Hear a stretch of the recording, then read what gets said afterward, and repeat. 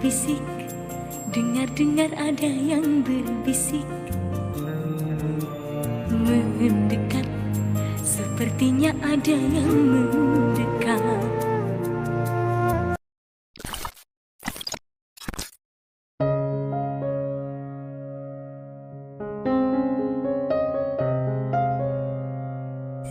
Baiklah bosku, ucap Randa sembari tertawa kecil.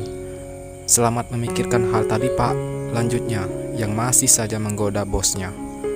Hari pun yang melihat kelakuan asistennya itu rasanya ingin sekali melemparkan sepatunya ke wajah asistennya itu.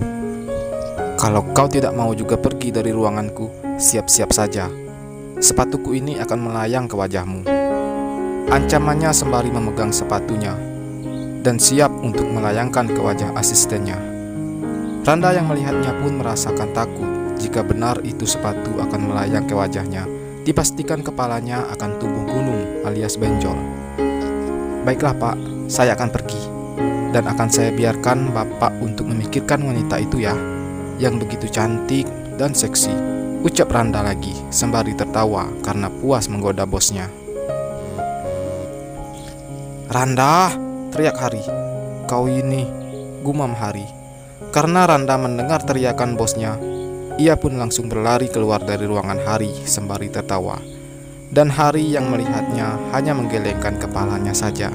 Dasar asisten tidak tahu diri, ujarnya. Untungnya dia asisten pribadiku. Kalau enggak, sudah aku buang jauh-jauh dari hadapanku, ujarnya lagi. Lalu ia pun langsung fokus kembali ke laptopnya. Kediaman kedua orang tua Hari Putra. Ruang tamu. Pak, gimana ya? Apa Hari sudah menemukan calon menantu buat kita atau belum? Tanya Inul. Papa nggak tahu mah. Jika Hari belum juga menemukannya, terpaksa kita akan jodohkan dia dengan anak teman papa itu, jawab Adam. Iya pak, ucap Inul. Ya sudah, yuk pak kita makan dulu. Udah waktunya makan siang, lanjutnya. Ya ma, balas Adam lagi. Kantor. Hari ini Putri di jam istirahat dan jam waktu makan siangnya. Ia seperti biasanya akan menjemput adiknya ke sekolah karena ibunya tidak bisa menjemput karena sibuk jualan. Rah, gua jemput adik gua dulu ya, ucap Putri. Iya, yang penting lu sampai kantor tepat waktu. Jangan kayak dulu lagi. Lu kan pernah diomelin tuh sama Pak Hari, balas Rara. Ingat ya Put, memberitahu. Iya Ra, gua tahu kok. Dan gua pasti ingat, gua nggak akan telat nanti ke kantor, oke?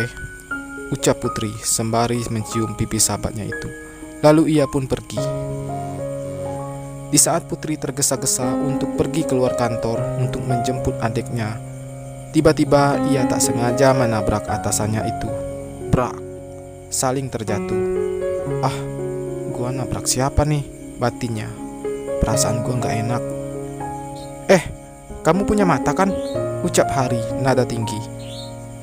Saya punya mata kok pak, makanya saya jalan pakai mata, balas Putri.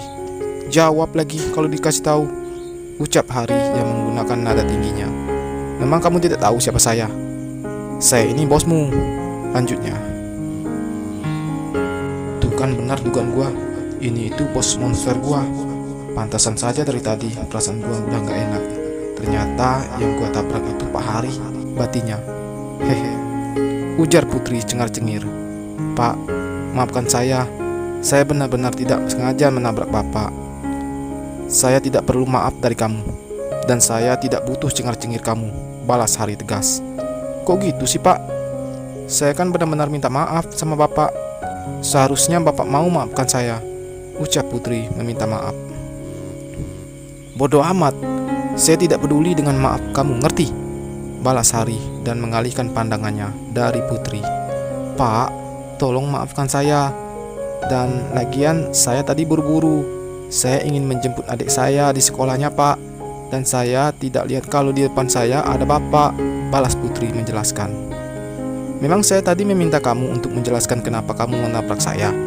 Saya tidak perlu tahu, dan saya juga tidak ingin tahu, mengerti? Balas Hari yang memandang Putri serius. Ih, ngeselin banget deh, batinnya.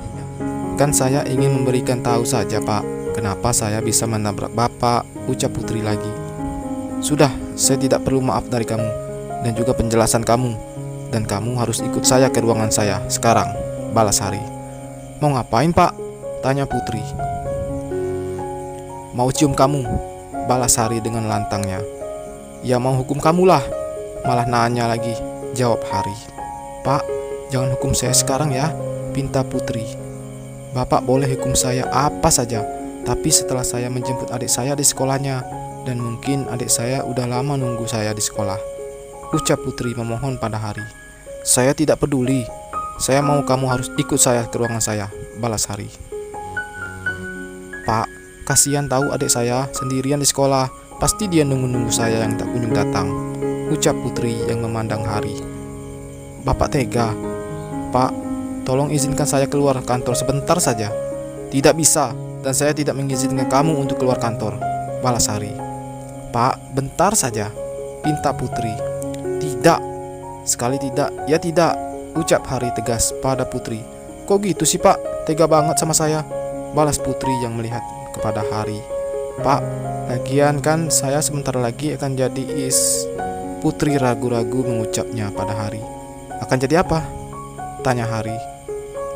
Jadi istri Bapak, jawabnya pelan karena malu untuk mengucapnya. Hari pun tersenyum bahagia saat Putri mengatakan itu padanya.